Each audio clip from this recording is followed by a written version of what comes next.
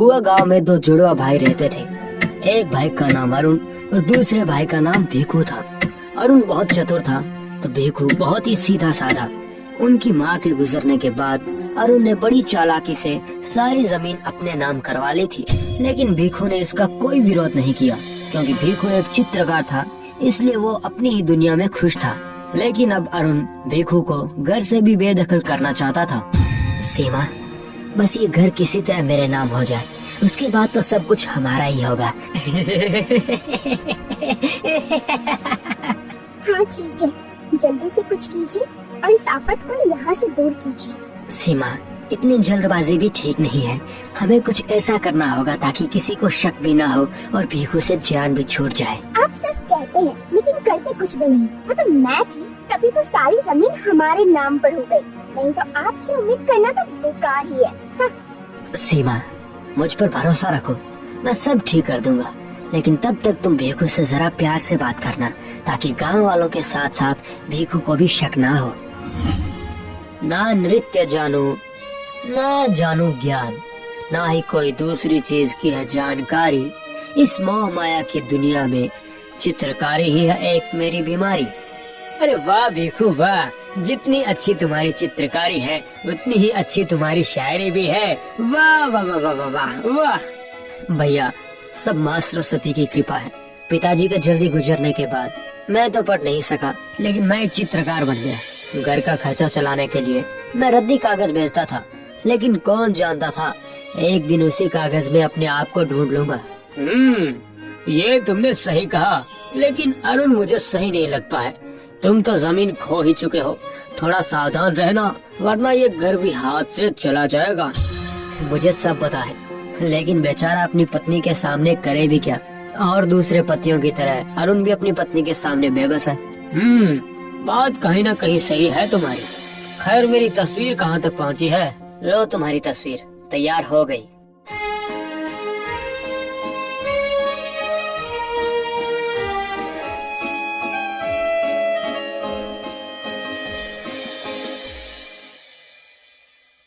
दीवान जी, इस चित्रकारी में कुछ कमी है। ये तस्वीर मेरी होते हुए भी मेरी नहीं लग रही है। दीवान जी, क्या गांव में ऐसा कोई नहीं जो मेरी तस्वीर मेरी तरह उतार सके? रानी साहिबा, मुश्किल है लेकिन नामुमकिन नहीं। अगर आपकी आज्ञा हो तो मैं एक बात कह सकता हूँ। हाँ जरूर। रानी साहिबा, क्यों ना हम एक चित्रकला की प्रतियोगिता आयोजित करें जिसमें आपकी सबसे बेहतर तस्वीर बनाने वाले को इनाम दिया जाएगा। हो सकता है ऐसा करने से आपको वो तस्वीर मिल जाए जिसकी आपको तलाश हो। दीवान जी, मुझे आपकी सलाह अच्छी लगी। आप एक काम कीजिए, हमारे क्षेत्र के हर गांव में इस प्रतियोगिता की घोषणा करवा दीजिए कि हमारी सबसे अच्छी तस्वीर बनाने वाले को हम इनाम देंगे। जी रानी साहिबा, हम कल सुबह होते ही सभी गांवों में घोषणा करवा देंगे।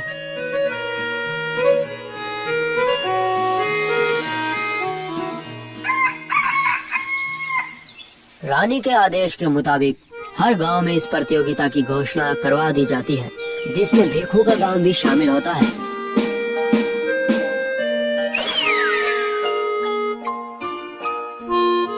सीमा, सीमा,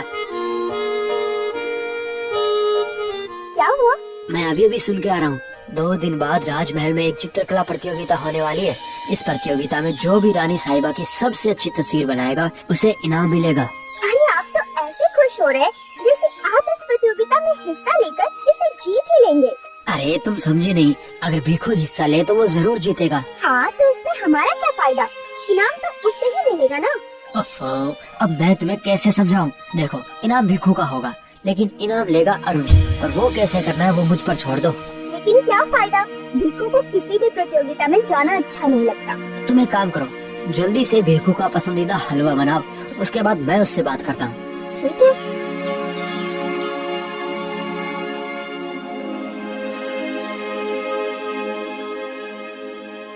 भीखू, भीखू। अरुण, माफ करना भाई, आजकल काम बहुत ज्यादा है इसलिए तुमसे मिलना कम ही होता है। कोई बात नहीं, कहो क्या बात है? तुम्हारी भाभी ने खास तुम्हारे लिए हलवा बनाया है, मैं वही लाया हूँ। हलवा लाओ, दो मुझे। जानता है भीखू, आजकल तुम्हारी भाभी की तबीयत कुछ ठीक नहीं रहती है। क्यों, क्या हुआ है? कुछ नहीं, तुम खाओ। अरे नहीं भाई, बताओ तो सही। क्या बताऊं, बेचारी किसी तरह मर मर के जी रही है, लेकिन मैं उसके लिए कुछ नहीं कर पा रहा हूँ। ठीक है, चलो भाभी को गांव में किसी अच्छे डॉक्टर के पास ले चलते हैं। कोई फायदा नहीं, मैंने आसपास के हर गांव में दिखाया, लेकिन सब कहते हैं कि इसे बड़े डॉक्टर को दिखाना होगा। मैंने जमीन भी बेचने की कोशिश की थी, लेकिन सब मजदूरी का फायदा उठाकर कम पैसे दे रहे हैं। लेकिन अगर तुम चाहो तो सब ठीक हो सकता है। मैं कैसे ठीक कर सकता हूँ?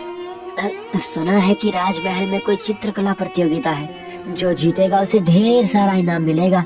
लेकिन तुम्हें तो ये सब अच्छा नहीं लगता है ना? ठीक है देखो, तुम खाओ, अब भगवान ही कुछ कर सकते हैं। अरुण, मैं भाभी के लिए इस प्रतियोगिता में हिस्सा लूंगा और जीतूंगा भी। क्या सच में? हाँ, तुम मेरे सच्चे भाई हो।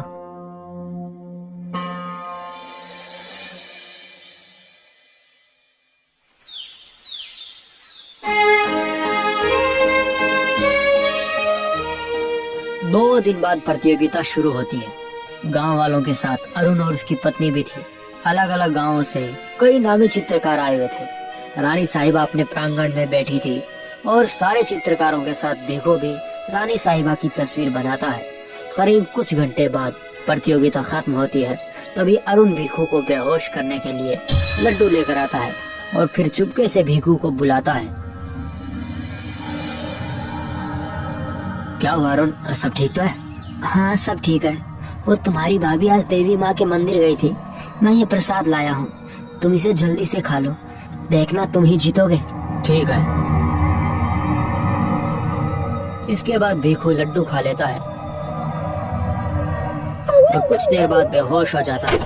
और फिर अरुण बड़ी चालाकी से भिखू के जैसे कपड़े पहनकर भिखू की जगह चला जाता है। चूंकि दोनों जुड़वा थे, इसलिए किसी को कोई शक नहीं हुआ था। कुछ देर बाद रानी साहिबा एक एक करके सारी तस्वीरों को देखती है, फिर दीवान जी को अपना फैसला बताती है। ठीक है रानी साहिबा, आप सभी ने अपने अपने तरीके से रानी साहिबा की अच्छी तस्वीर बनाने की कोशिश की है, लेकिन आज प्रतियोगिता में एक तस्वीर ऐसी है जिसने रानी साहिबा का दिल जीत लिया है, और जिसने ये काम किया है उसका नाम है भिखू।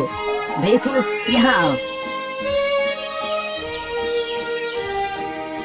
हम बहुत खुश हुए हैं, तुम्हारी चित्रकारी वाकई में अतुलनीय है। हम तुम्हें 4 गुना इनाम देंगे।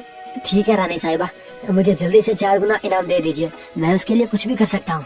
ठीक है दीवान जी, इसके दोनों हाथ कटवा दीजिए ताकि कोई हमसे भी अच्छी तस्वीर न बनवा ले। क्या? नहीं रानी साहिबा, ये तो जुर्म है। रानी साहिबा, माफी चाहूँगा, लेकिन ये तो गलत होगा। दीवान जी, गलत के साथ गलत करने में कोई बुराई नहीं है। हमारे आदेश का पालन किया जाए।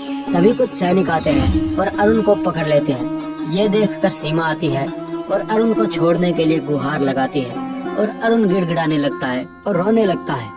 आप कहते क्यों नहीं? आप भिखू नहीं है। हाँ रानी साहिबा, मैं भिखू नहीं हूँ, मैं उसका जुड़वा भाई अरुण हूँ। मुझे तो कुछ नहीं आता है। मेरे भाई ने आपकी तस्वीर बनाई है, मैंने तो ये सब इनाम के लिए किया। मैंने भिखू को बेहोश कर दिया, फिर इनाम लेने उसकी जगह पर आ गया। मैं झूठ नहीं बोल रहा हूँ, मैं सच बोल रहा हूँ। आप चाहो तो राजमहल के पीछे किसी को भेज सकती है। मुझे छोड़ दीजिए, मुझे माफ कर दीजिए।